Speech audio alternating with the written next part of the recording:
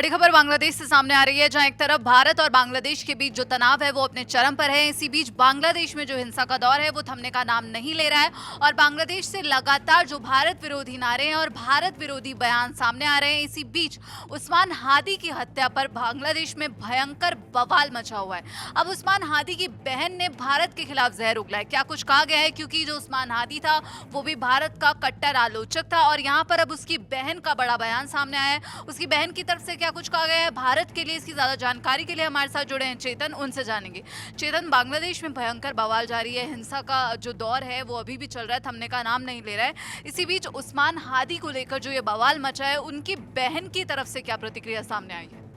देखिए, प्रतिक्रिया आई है, उस पर बात करेंगे, लेकिन सबसे बड़ी बात है कि हर चीज में सिर्फ भारत को बीच में लाने की बात हो रही है। भारत पर जहर उगला जा रहा है, भारत को कहीं ना कहीं इतना बुरा बोला जा रहा है हर चीज में। वो भारत जिसने बांग्लादेश बनाने में मदद की, और आज जो ये कट्टरपंथियों या फिर जो भी लोग बांग्लादेश की सरजमी से बैठकर भारत के खिलाफ बोल रहे हैं, वो शायद अपने पूर्वजों और अपने जो फ्रीडम फाइटर्स थे उनको भूल गए हैं कि उन्होंने भारत के लिए कितने अच्छे शब्द जो है वो बोले थे और भारत को धन्यवाद दिया था हर उस रूप में कि कैसे उन्होंने पाकिस्तान से जो कब्जा है वो मुक्त करवा कर एक नया देश जो है बनवाने में मदद की थी।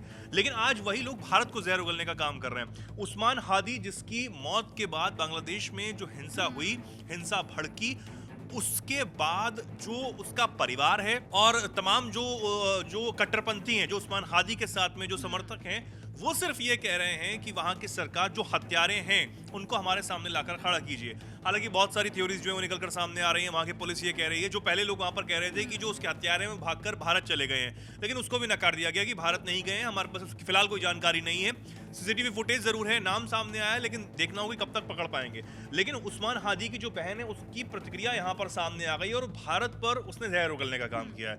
न्यूज़ 18 की एक रिपोर्ट के मुताबिक ऑनलाइन सर्कुलेट हो रहा एक वीडियो जिसमें उस्मान हादी की जो बहन है वो नकाब पहने हुए नजर आ रही है, कुछ मीडिया चैनलों से वो बात कर रही है और इस दौरान वो भारत से लड़ने के लिए अपने युवाओं को, अपने बच्चों को कह रही है कि तैयार हो जाओ, यानी भारत के खिलाफ जंग छेड़नी है इन लोगों को।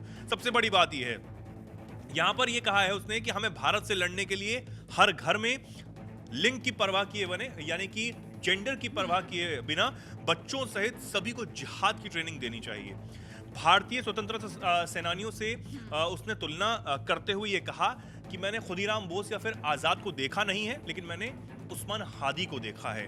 हादी एक क्रांतिकारी नेता जो है वो है, ये उसकी बहन यहाँ पर कहती हुई नजर आ रही, क्रांतिकारी नेता बताया। लेकिन अगर हम कुंडली इसकी देखें, जो उस्मान हादी था वो कौन था, अगर उसके बारे में जानना चाहें, और दर्शकों में से अभी भी शायद उस्मान हादी के बारे में जानना चाहते हैं, तो हम बता दें कि बांग्लादेश के 2024 में जो छात्र आंदोलन हुआ था उसमें प्रमुख जो नेता था जो कि शरीक वहां पर हुआ, उसमें शरीफ उस्मान हादी था, जिसको कुछ लोगों ने उसकी हत्या की। हालांकि बाद में बताया गया कि उसको सिंगापुर ले जाया गया, वहां पर उसका निधन हो गया। तो अगर हम उसको देखें तो उस्मान हादी को ढाका में 12 दिसंबर को उस वक्त जो है अज्ञात हमलावरों ने गोली मार दी थी, जब वो पलटन इलाके में कलवरट रोड पर बैटरी से चलने वाले ऑटो रिक्शा में सवारी कर रहा था और बताया जा रहा है कि उसके बाद उसे गोली मार दी गई। हालांकि तुरंत उसे मेडिकल कॉलेज जो ढाका है वहां पर भर्ती कराया गया, लेकिन उसकी जान जो है वो नहीं बचाई जा सकी थी।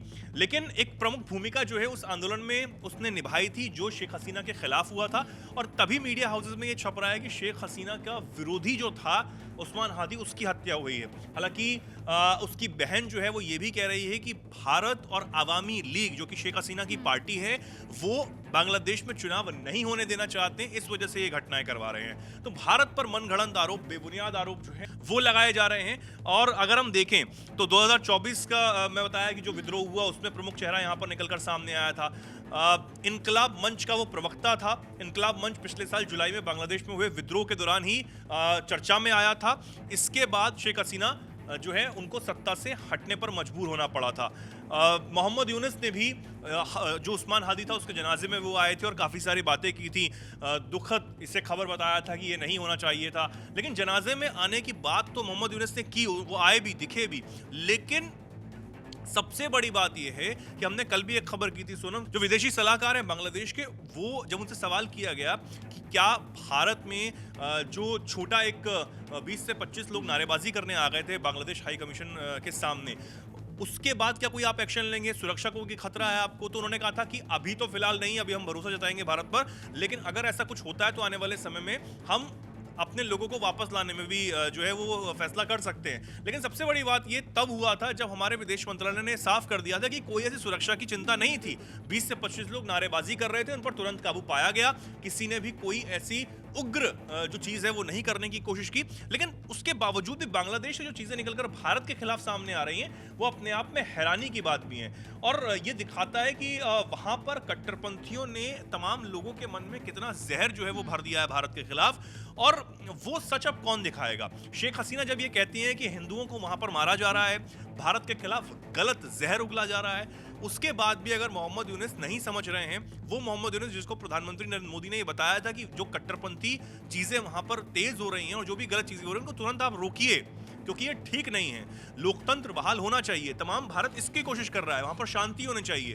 भारत हर संभव मदद के लिए भी हमेशा तैयार रहता है अपने पड़ोसियों के लिए। और आज भारत के लिए इतनी ऐसी बातें की जा रही हैं, अपने आप में एक चौंकाने वाली बात भी है और हालांकि गलत बात भी है। देखना होगा कि भारत इस पर क्या कुछ प्रतिक्रिया आने वाले समय में देता है। अगर आपको ह्यूमैनिटी को डिवाइड करना है तो रिलीजन लाइए, और रिलीजन के बेस पे बांग्लादेश जो है, और वही लोग उसी पाकिस्तान को जिन्होंने उनकी 30 लाख की औरतों को किया, उनसे संतानें पैदा करी, नस्ल बदलने की बात करी पंजाबी पाकिस्तानी डोमिनेटेड आर्मी ने, उसका फिर साथ देने लग गए हैं। तो आप सोच लीजिए कि कॉल ऑफ द रिलीजन कितनी स्ट्रांग होती है, और यही बात आप देख रहे हैं। तो इसको लेके अब ये रिटेलिएटरी एक्शन था।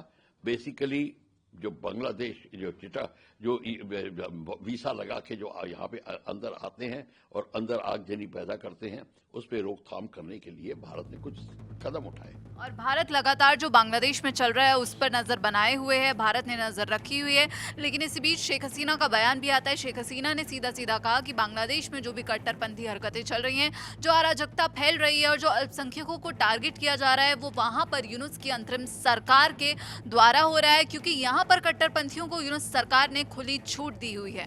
लेकिन इसी के साथ उन्होंने भारत का शुक्रिया अदा भी किया कि भारत ने जो है इस स्थिति में भी पेशेंस बना कर रखा है, उसकी मैं सराहना करती हूँ। फिलहाल इस पूरे मामले पर और उस्मान हादी पर जो बांग्लादेश में भयंकर बवाल मचाया और उसकी बहन की तरफ से जो भारत विरोधी बयान आया है, उस पर आपकी क्या राय है, हमें कमेंट बॉक्स में जरूर बताइएगा। बाकी देश और विदेश की खबरों के लिए आप जुड़े रहिए दैनिक जागरण के साथ। नमस्कार।